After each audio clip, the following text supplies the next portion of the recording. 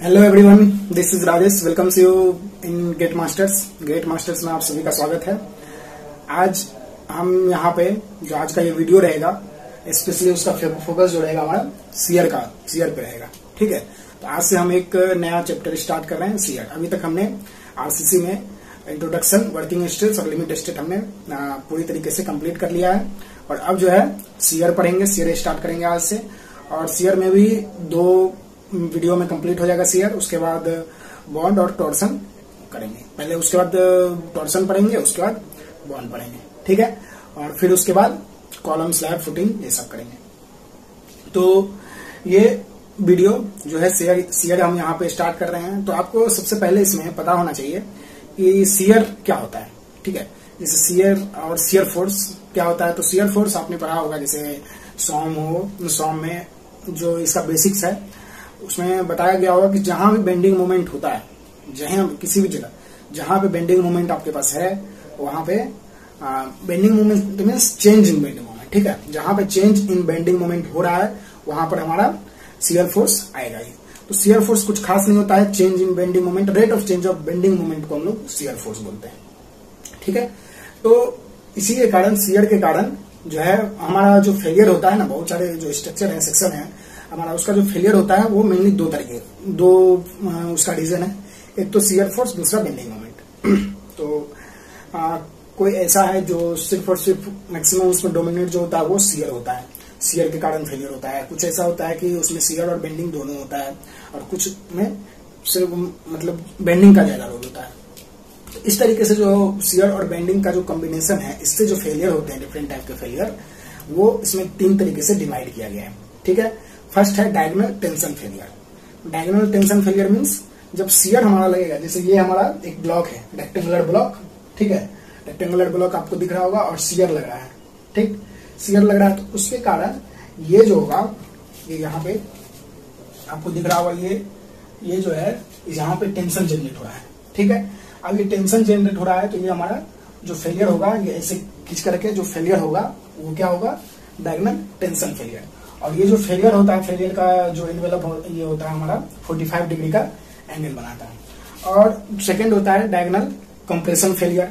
तो diagonal compression failure इसमें देखिए, इसमें इधर टेंशन हो रहा है तो इधर क्या होगा, कंप्रेशन होगा।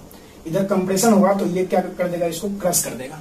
ठीक है, तो डायगोनल कंप्रेशन फेलियर जो होता है उससे क्रशिंग टाइप का फेलियर होता है। ठीक है, वो कंप्रेशन फेलियर हो रहा है, यानी कंप्रेशन के कारण हो रहा है, तो कंक्रीट में इसका फेलियर होता है जनरली।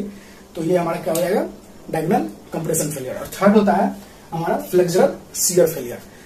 सबसे पहले डायगोनल टेंशन फेलियर जो होता है उसमें शियर ज्यादा डोमिनेट होता है। मतलब अगर इसमें ये जो फेलियर होता है वो ड्यू टू शियर ज्यादा होता है, बेंडिंग मोमेंट के कारण इसमें कम फेलियर होता है। ठीक, लार्जर शियर फोर्स और लेसर बेंडिंग मोमेंट जब हो तो उस टाइम में जो फेलियर होगा वो डायगोनल टेंशन फेलियर होगा। फिर अगर सिर्फ कंप्रेशन के कारण फेलियर हो रहा है तो वो डायगोनल कंप्रेशन फेलियर हो गया। और फ्लेक्सुरल शियर फेलियर जो होता है, इस केस में बेंडिंग मोमेंट जब ज्यादा हो, ठीक है, लार्जर बेंडिंग मोमेंट और स्मॉलर शियर फोर्स जब रहेगा, तो उस केस में जो फेलियर होगा हमारा, वो कौन सा फेलियर होगा, फ्लेक्सुरल शियर फेलियर। ठीक है, तो ये हम बात कर सकते हैं। उसके बाद हम यहाँ पे डिटेल में डायगोनल कंप्रेशन फेलियर की तरफ जाते हैं। तो डायगोनल कंप्रेशन फेलियर जो है मेनली क्रशिंग ऑफ कंक्रीट के कारण होता है। तो क्रशिंग हो रहा है तो ब्रिटल फेलियर होगा। ठीक है, तो ब्रिटल फेलियर जब होगा तो इसमें जो है बताया जाता है कि स्टील जो है, स्टील इस केस में जो शियर रिइंफोर्समेंट होता है ना, उसका जो उसमें जो उसके अंदर जो स्ट्रेस होता है वो फेलियर स्ट्रेस तक नहीं पहुंच पाता है। जो उसके अंदर जो फेलियर स्ट्रेस आता है, मतलब शियर रिइंफोर्समेंट के अंदर, वो उसके परमिसिबल वैल्यू पे नहीं पहुंच पाता है। यानी कि हमारा उस केस में जो शियर रिइंफोर्समेंट का कोई फेलियर नहीं होता है। और फेलियर हमारा क्रशिंग ऑफ कंक्रीट के लिए होता है। तो उसको रोकने के लिए हम लोग चाहते हैं कि कंक्रीट कभी भी क्रशिंग ऑफ कंक्रीट के कारण हमारा स्ट्रक्चर फेल नहीं करे, क्योंकि ये ब्रिटल फेलियर हो जाता है। तो उस केस में हम उसको प्रिवेंट करने की कोशिश करेंगे। तो उसी को प्रिवेंट करने के लिए एक क्राइटेरिया यहाँ पे दिया हुआ है कि जो नॉमिनल शियर स्ट्रेस जो होता है टॉ बी, इसका वैल्यू जो कि इसका वैल्यू क्या होता है, शियर फोर्स अपॉन बीडी। ठीक, इसका जो वैल्यू है वो लेस होना चाहिए, किससे, टॉ C Max. Maximum shear strength से कम होना चाहिए। ठीक है, तो ये जो वैल्यू है टॉसी मैक्स का वैल्यू हम लोग निकालते हैं। टॉसी मैक्स जो होता है वो यहाँ पे क्वेश्चन पूछता है कि टॉसी मैक्स किस पे डिपेंड करता है। एक ऑप्शन बोल देता है कि कंक्रीट पे, सेकंड स्टील पे, थर्ड कंक्रीट और स्टील दोनों पर, या फिर फोर्थ ऑप्शन किसी पर नहीं। तो यहाँ पे आपको पता होना चाहिए कि टॉसी मैक्स जो है सिर्फ और सिर्फ कंक्रीट के ग्रेड पर डिपेंड करता है। तो ये सिर्फ और सिर्फ कंक्रीट के ग्रेड पर डिपेंड करता है और इसका जो वैल्यू होता है अप्रॉक्स 0.62 अंडर रूट FCK। ठीक, ये इसका वैल्यू होता है 0.62 अंडर रूट FCK इसका वैल्यू होता है। तो यहां से हम लोग इसको क्या करेंगे, निकालेंगे। जैसे बहुत सारे कंक्रीट के केस में जैसे M20 है, M20, M25, M30, M35, ये सब के केस में टॉसी मैक्स का जो है वैल्यू दिया हुआ है। जैसे M20 के केस में आपको दिया हुआ है 2.8, इसके लिए 3.1, फिर है 3.5, 3.7, 3.5 है, 3.7 है, और M40 और उससे एवं, ठीक है, कोई भी हो उसके लिए जो है हमारा 4.0 रहेगा। ठीक है, तो ये हम लोग क्या करेंगे, टॉसी मैक्स का वैल्यू डिफरेंट कंक्रीट के ग्रेड पर लेंगे। तो यहां पर देख लेंगे कि ये जो वैल्यू है इसका वैल्यू कम होना चाहिए, इक्वल टू भी लगा दीजिए यहाँ पे, मतलब इससे ज्यादा, टॉसी मैक्स से ज्यादा हमारा नॉमिनल शियर स्ट्रेस का वैल्यू नहीं आना चाहिए। नॉमिनल शियर स्ट्रेस जो है ये शियर फोर्स बाय उसका जो हमारा सेक्शन है उसका एरिया है। ठीक है, तो इस तरीके से हम लोग इसको निकाल लेंगे और इसको देखेंगे कि इससे जो है अगर ये हमारा सेटिस्फाइड कर रहा है तो इस केस में हमारा डायगोनल कंप्रेशन फेलियर नहीं होगा। ठीक है, तो और भी बोल रहा है कि जब हमारा जो ये केस नहीं आएगा, मतलब अगर मान लीजिए ये हमारा नॉमिनल शियर स्ट्रेस का वैल्यू जो है वो टॉसी मैक्स से अगर ज्यादा आ जाए, ठीक है, तो उस केस में क्या करेंगे हम, या तो कंक्रीट के ग्रेड को बढ़ा देंगे, क्योंकि देखते हैं आप कंक्रीट के ग्रेड के बढ़ाने पर टॉसी मैक्स का वैल्यू बढ़ रहा है। ठीक है, तो जब टॉवी यानी कि जो नॉमिनल शियर स्ट्रेस है वो अगर ज्यादा होगा तो टॉसी मैक्स को हम लोग बढ़ाएंगे इतना तक बढ़ाएंगे कि ये जो है हमारा सेटिस्फाई कर जाए। तो हम कंक्रीट के ग्रेड को बढ़ाएंगे और तब तक बढ़ाएंगे जब तक कि हमारा ये सेटिस्फाइड नहीं कर जाए, और वो हम उस हिसाब से उसको अडॉप्ट करेंगे। ठीक है, अगर कंक्रीट के ग्रेड को हमें नहीं बढ़ाना है, उस पर रिस्ट्रिक्शन कर दिया है, कंक्रीट के ग्रेड को नहीं बढ़ाना है, तो उस केस में क्या करेंगे हम, बी और डी के साथ जो करना होगा करेंगे।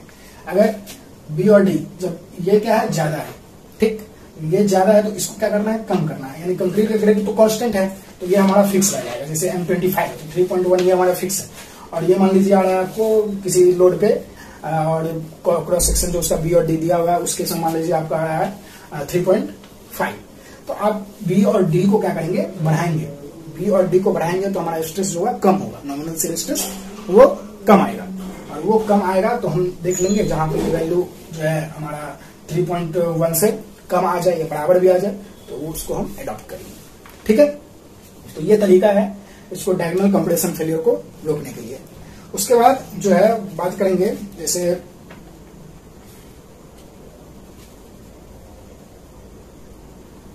अब शियर स्ट्रेस डिस्ट्रीब्यूशन के बारे में बात करेंगे कि शियर स्ट्रेस डिस्ट्रीब्यूशन कैसा होता है हमारे कंक्रीट में और ये सब। ठीक है, तो अभी हम शियर स्ट्रेस डिस्ट्रीब्यूशन को देखते हैं। ये जो शियर स्ट्रेस होता है ना, शियर स्ट्रेस वेरिएशन जो होता है उसको हम लोग कुछ इस टाइप का होता है। देखिए यहाँ पे पैराबोलिक होगा और यहाँ पर आगे के कांस्टेंट हो जाता है, हम लोग देखे हुए हैं, और ये एक्चुअल होता है। लेकिन हम लोग इस केस में जो है इसको कांस्टेंट मान करके चलते हैं, ये एक्चुअल होता है, और एज्यूम हम ऐसे रेक्टेंगुलर कांस्टेंट मान करके एज्यूम करके हम लोग क्यों करते हैं, तो सिंप्लिसिटी, हम लोग सिंप्लिसिटी के कारण ऐसे लेते हैं, और उस हिसाब से इसी को लेकर के एज्यूम वेरिएशन को लेकर के हम लोग कैलकुलेशन करते हैं। और तो जो उसके बाद जो बीम के लिए जो अगर कांस्टेंट वेरिएशन अगर लेंगे तो क्या होगा, जैसे शियर स्ट्रेस, शियर फोर्स कुछ है तो उसके कारण शियर स्ट्रेस, जैसे ये इसका क्या हो जाएगा, बी हो जाएगा और ये डी हो जाएगा। तो शियर स्ट्रेस जैसे टॉ बी क्या हो जाएगा, तो टॉ भी होगा फैक्टर्ड शियर फोर्स। एक फैक्टर्ड शियर फोर्स होता है, जैसे कोई भी लोड के कारण जो शियर फोर्स आया है तो वो शियर फोर्स हो गया, और उस लोड को हम लोग फैक्टर ऑफ सेफ्टी से मल्टीप्लाई करके फैक्टर्ड लोड बनाते हैं, और उसके कारण देखते हैं कि शियर फोर्स कितना आ रहा है। उसी को हम लोग फैक्टर्ड शियर फोर्स बोलते हैं। तो फैक्टर्ड शियर फोर्स मान लीजिए VU है, डिवाइड कर देंगे उसको B इंटू डी से, ठीक है। तो B इंटू डी से डिवाइड कर देंगे तो ये हमारा क्या आ जाएगा, फैक्टर्ड शियर स्ट्रेस, ठीक है। इसी को हम लोग क्या बोलते हैं, नॉमिनल शियर स्ट्रेस बोलते हैं। नॉमिनल शियर स्ट्रेस हो गया, उसके बाद यहाँ पे VU क्या है, VU जो है फैक्टर्ड शियर फोर्स हो गया, और B और D क्या हो गया, विड्थ और डेप्थ ऑफ द सेक्शन हो गया। उसके बाद आता है एक टर्म की डिजाइन वैल्यू, हम लोग स्ट्रेस का क्या लेंगे। तो डिजाइन शियर स्ट्रेंथ क्या होता है और डिजाइन शियर स्ट्रेंथ हम लोग कैसे लेते हैं, वो किस पे डिपेंड करता है, ये सब भी हम लोग यहाँ पे बात करेंगे। तो जैसे design shear stress design shear strength of concrete, जब हमारा शियर रेनफोर्समेंट भी उसमें यूज होगा, हमारे जो स्ट्रक्चर है उसमें, तो उस केस में जो होता है ये टॉसी से इसको रिप्रेजेंट करते हैं, टॉसी। और ये जो होता है फंक्शन होता है किसका किसका, ये दोनों पे डिपेंड करता है, ठीक है। एक होता है डिजाइन शियर स्ट्रेंथ टॉसी, और एक होता है टॉसी मैक्स। टॉसी मैक्स जो है सिर्फ और सिर्फ कंक्रीट के ग्रेड पर डिपेंड करता है, लेकिन ये टॉसी जो है वो FCK पर भी डिपेंड करता है और FY पर भी डिपेंड करता है, यानी कि स्टील और कंक्रीट दोनों के ग्रेड पर ये डिपेंड करता है। तो यहाँ से जो है कोड जो है इसका वैल्यू डायरेक्ट बताया हुआ है कोड में। जैसे किसी पार्टिकुलर ग्रेड ऑफ कंक्रीट के लिए जो अगर मान लीजिए M25 ग्रेड का कंक्रीट हमें यूज करना है, तो उस कंक्रीट के लिए जो डिफरेंट टाइप्स ऑफ स्टील जो होगा, डिफरेंट ग्रेड ऑफ स्टील, उसको यूज करते हुए हम लोग जैसे ये भी बोल सकते हैं, जैसे परसेंटेज, कितना परसेंटेज स्टील रहेगा हमारा, ठीक है। तो कितना परसेंट स्टील रहेगा, ये जनरली FY पर नहीं PT पर डिपेंड करता है, यानी कि परसेंटेज ऑफ रेनफोर्समेंट पे, परसेंटेज ऑफ टेंसाइल रेनफोर्समेंट पर डिपेंड करता है, यानी कि कितना परसेंट स्टील लेंगे। स्टील के ग्रेड पर डिपेंड नहीं करता है, क्वांटिटी, स्टील के क्वांटिटी पर डिपेंड करता है। तो जैसे PT क्या है, यहाँ पे PT है परसेंटेज ऑफ टेंसाइल रेनफोर्समेंट, ठीक है। परसेंटेज ऑफ टेंसाइल रेनफोर्समेंट को हम लोग यहाँ से PT से डिनोट करते हैं। तो जब किसी पार्टिकुलर ग्रेड ऑफ कंक्रीट के लिए जो है अगर टॉसी हम लोग जब हम लोग PT बढ़ाते हैं, तो उस केस में क्या होगा, हमारा जो टॉसी का वैल्यू है वो भी इंक्रीज करेगा। जैसे कोड में इसका वैल्यू जो है और दिया हुआ है, और एक पार्टिकुलर इंक्रीज कहाँ तक करेगा, ऐसा नहीं है कि बढ़ाते जाएंगे और परसेंटेज तो ये भी बढ़ता जाएगा, ऐसा नहीं है। किसी एक वैल्यू के पास आकर के इसके बाद ये कांस्टेंट हो जाता है, ठीक है। ये कांस्टेंट हो जाता है, और क्या होता है वो हम अभी आपको दिखाते हैं। जैसे और सॉलिड स्लैब के लिए ये जो बीम के लिए हो गया, और सॉलिड स्लैब के केस में ये क्या हो जाता है, इसका वैल्यू K से मल्टीप्लाई हो जाता है, ठीक है। और K का भी वैल्यू हम लोग देखेंगे, सब कुछ एक एक करके देखेंगे। तो यहाँ पे हम लोग सबसे पहले बात करते हैं टॉसी के बारे में। जो design shear strength of concrete होता है वो क्या होता है, डिफरेंट जो परसेंटेज ऑफ टेंसाइल रेनफोर्समेंट को बढ़ाएंगे, तो जो बाकी डिफरेंट ग्रेड ऑफ कंक्रीट है उस केस में इसका वैल्यू क्या होगा, ये देखते हैं। जैसे हमारा टॉसी का भी वैल्यू हम लोग यहाँ पे देख रहे हैं, और जैसे PT का वैल्यू, जैसे M20 ग्रेड के, जैसे PT का वैल्यू मान लीजिए कभी किस केस में 0.015% है, उससे कम, ठीक है। PT क्या होता है, PT जो है, PT का वैल्यू हम लोग जैसे AST, PT क्या है, परसेंटेज ऑफ टेंसाइल रेनफोर्समेंट का।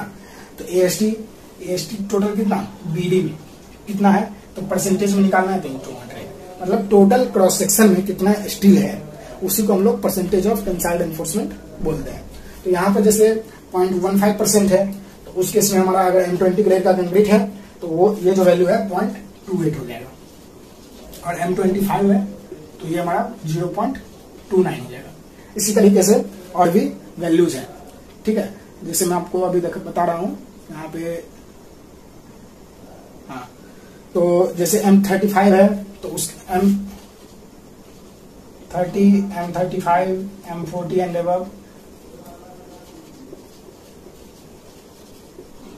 ठीक है। इस केस में भी 0.29, इधर भी 0.29 और इधर 0.30, इस तरीके से होता है। अगर इसका वैल्यू 0.25 है तब ये वैल्यू है 0.30, 0.36 होता है, ठीक है, 0.36 और 0.37, इस तरीके से वैल्यू होता है। यहाँ पे अगर आपको ये मेनली हम लोग इतना ही यूज करते हैं, ठीक है। अगर बहुत जाना है तो M30 तक चले जाइए, लेकिन M20, M25 भी हम लोग ज्यादा यूज करते हैं, तो इसी को लेकर के हम लोग बढ़ेंगे। जैसे 0.150% हो उस केस में 0.48, 0.49। अगर 0.75 हो तो उस केस में 0.56,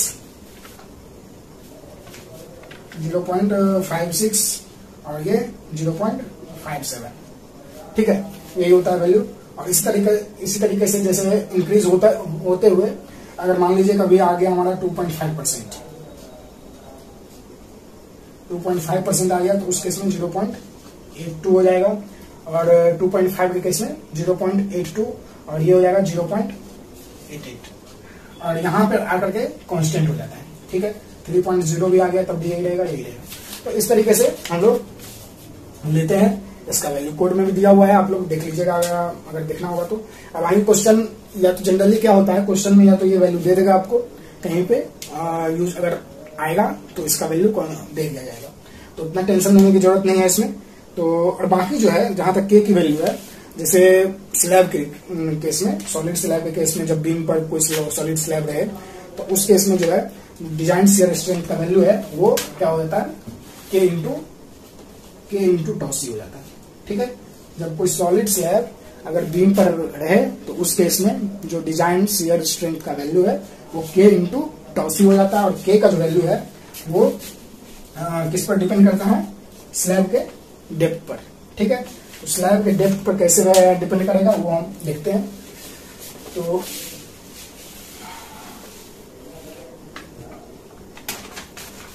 जैसे स्लैब का डेप्थ है डी और के का वैल्यू, अगर ये स्लैब का डेप्थ मान लीजिए 150 mm है, 150 mm से कम है, और 175, 200, 225, 250, 275 और ग्रेटर देन 300, तो इस केस में कितना लेंगे, ये हो जाएगा 1.3, ये हो जाएगा 1.25, 1.20, 1.15, 1.1, 1.05 और इस केस में 1.0 हो जाएगा।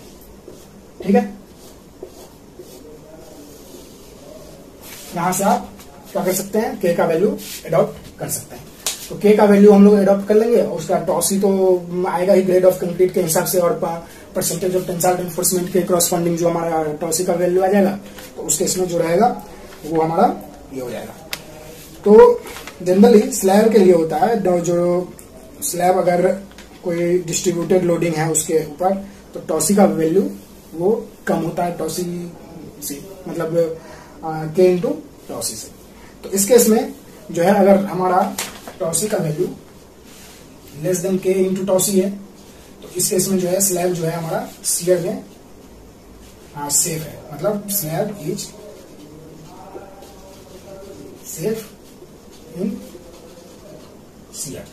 ठीक, और यहां पर हम लोग, और जनरली ऐसा ही होता है, क्योंकि देखिए जब 3 से ज्यादा हो, 300 mm से ज्यादा हो इसका वैल्यू यानी कि डेप्थ का, तो उस केस में हमारा इक्वल होगा, लेकिन बाकी केस में तो 1 से ज्यादा ही है, तो 1 से ज्यादा ही है, तो ये केस लगभग सेटिस्फाइड करेगा। तो उस केस में हम लोग क्या करेंगे, सेफ रहेगा हमारा शियर में, तो शियर एनफोर्समेंट के लिए डिजाइन करने की जरूरत नहीं है स्लैब में, तो उस केस में शियर एनफोर्समेंट के लिए डिजाइन नहीं करेंगे। बाकी उसके बाद एक टर्म आता है, जैसे अब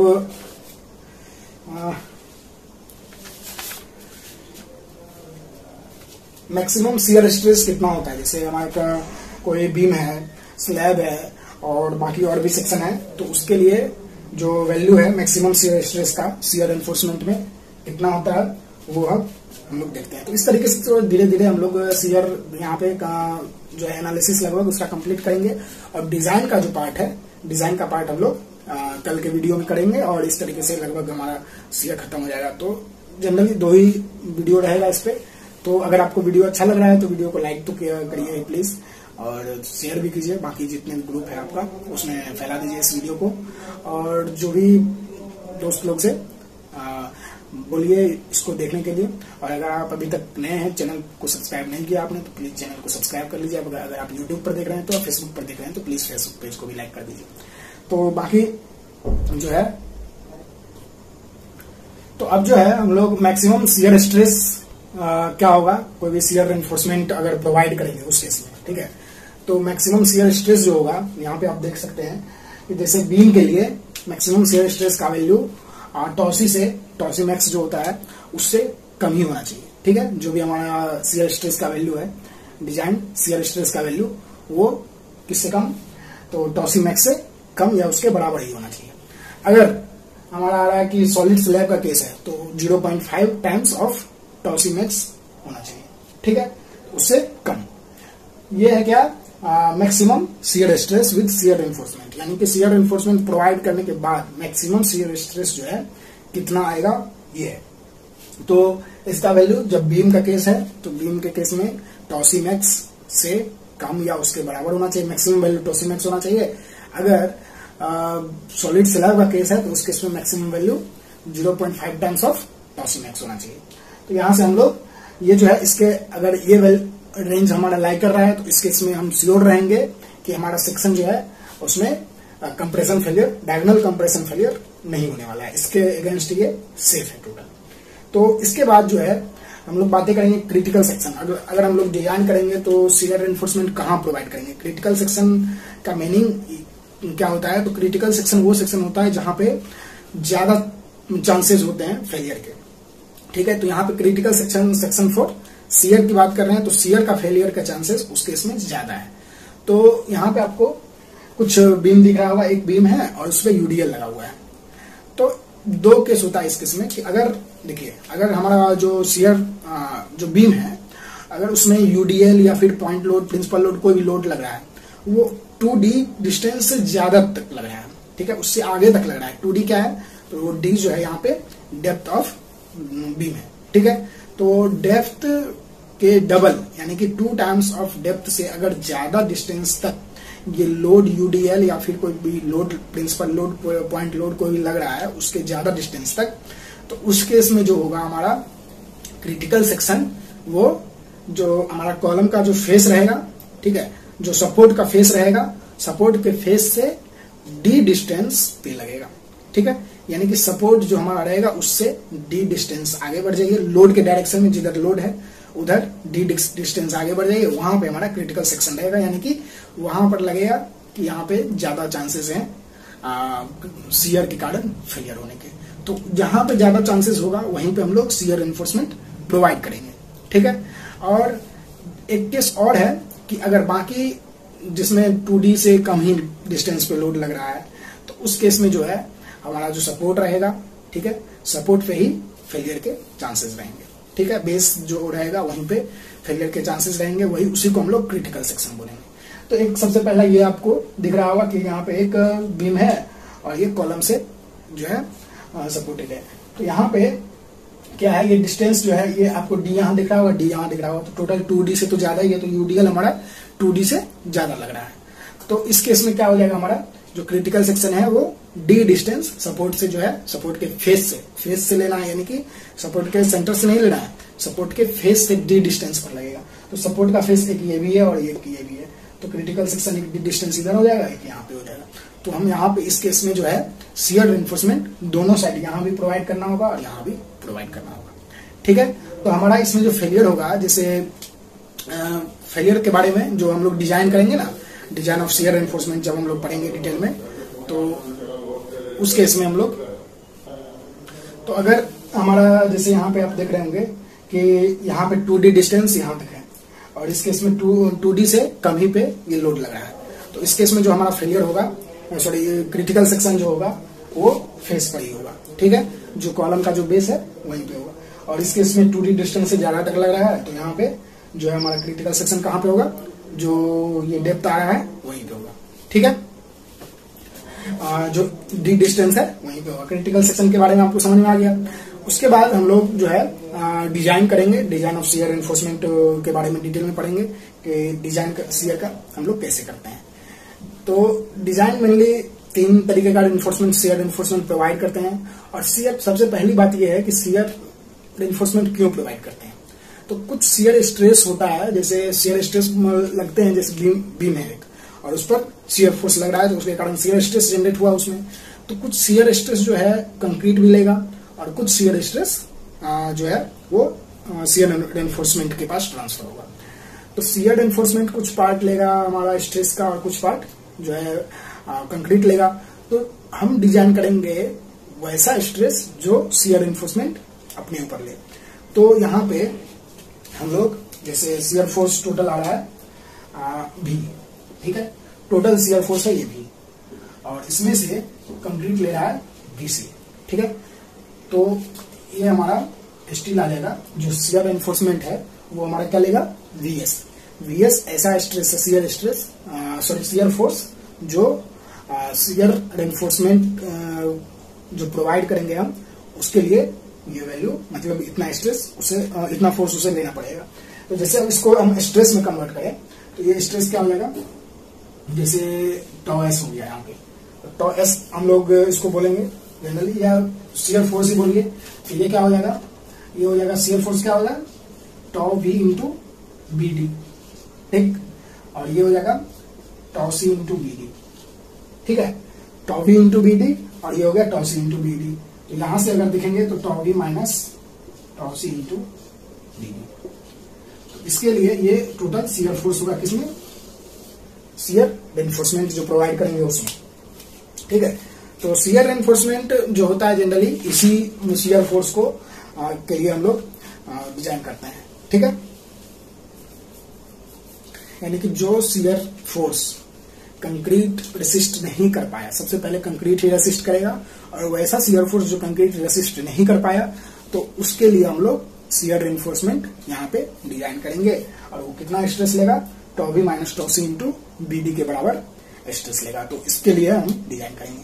तो शियर एनफोर्समेंट जो होता है थ्री फॉर्म में टोटल प्रोवाइड किए जाते हैं। जैसे यहाँ पे अभी हम क्या पढ़ रहे हैं, डिजाइन ऑफ शियर एनफोर्समेंट, ठीक है। तो जनरली 3 तरीके से शियर एनफोर्समेंट प्रोवाइड किया जाता है। फर्स्ट है वर्टिकल स्टीरअप, स्टीरअप के फॉर्म में प्रोवाइड किया जाता है। जो शियर होता है वो स्टीरअप के फॉर्म में। स्टीरअप क्या होता है, तो आप देखते होंगे ये बीम है हमारा, ठीक है, ये हमारा मेन बार है, और इसके ऊपर जो है इसका क्रॉस सेक्शन अगर हम यहाँ बनाएं तो इस केस में हम इसको ऐसे से प्रोवाइड करते हैं। ये हमारा स्टील हो गया आपको, ये दोनों, ठीक है। तो ये जो हम देते हैं इसी को हम लोग स्टीरअप बोलते हैं। तो स्टीरअप के फॉर्म में हम लोग शियर एनफोर्समेंट प्रोवाइड करते हैं। तो फर्स्ट है वर्टिकल स्टीरअप, 3 तरीके से टोटल प्रोवाइड करते हैं 3 फॉर्म में। तो फर्स्ट हो गया वर्टिकल स्टीरअप, सेकेंड हो गया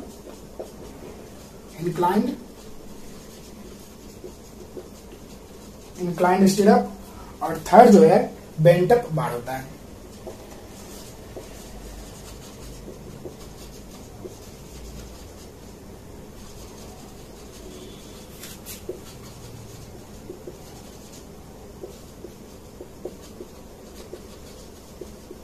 मतलब बेंट अप बार किधर प्रोवाइड करेंगे, जिधर हमारा वर्टिकल रेनफोर्समेंट होगा उसका उसी के अलाउंग हम लोग वर्टिकल जो वर्टिकल स्टीरअप रहेगा ना, उसी के अलाउंग हम लोग बेंट अप बार क्या होता है, एक बेंट अप बार एक मेन बार ही होता है, ठीक है। उसी को हम लोग क्या करते हैं, बेंट कर देते हैं, ठीक है। तो ये 3 तरीके से हम लोग रेनफोर्समेंट शियर रेनफोर्समेंट प्रोवाइड करते हैं। इसके बारे में डिटेल में हम लोग एक एक करके तीनों रेनफोर्समेंट पढ़ेंगे और कैसे कैसे डिजाइन करते हैं, और उसका एक एक स्टेप हम लोग देखेंगे, ठीक है। उसमें स्पेसिंग कितना होना चाहिए, प्लस किस स्ट्रेस के लिए करेंगे, तो डिजाइन कैसा करेंगे, एंगल अगर बेंट करेंगे तो एंगल कितना पे होगा, इंक्लाइंड होगा तब उसका एंगल कितना होगा। तो ये हम लोग जो है नेक्स्ट क्लास में करेंगे, और आज हम यहीं पे इसको रोकते हैं। तो नेक्स्ट क्लास में लगभग डिजाइन, अब ये डिजाइन पार्ट स्टार्ट हो गया यहाँ से, तो इसका डिटेल जो है नेक्स्ट क्लास से होगा। तो डिजाइन पार्ट में लगभग इतना ही, कुछ ज्यादा इसको हम लोग यहाँ पे डिस्कस करेंगे, और उसके बाद क्वेश्चन इस पे करेंगे। तो ये हमारा शियर का पार्ट जो है वो कंप्लीट हो जाएगा। उसके बाद हम लोग टॉर्सन फिर बॉन्ड पे जाएंगे। तो आज यहीं पे कंप्लीट करते हैं, कंक्लूड करते हैं। तो उम्मीद करते हैं ये वीडियो आपके लिए थोड़ा बहुत हेल्पफुल रहा होगा और अच्छा लगा होगा और कुछ जानने को मिला होगा आपको। अगर ऐसा है तो वीडियो को लाइक कर दीजिए प्लीज, और शेयर भी कर दीजिए दोस्तों के साथ। और अगर आप इस वीडियो को यूट्यूब पर देख रहे हैं तो प्लीज यूट्यूब के चैनल को सब्सक्राइब जरूर कीजिए, और फेसबुक पर देख रहे हैं तो फेसबुक पेज को भी प्लीज लाइक कीजिए, ठीक है, और हमें सपोर्ट कीजिए। तो ठीक है फ्रेंड्स, थैंक यू।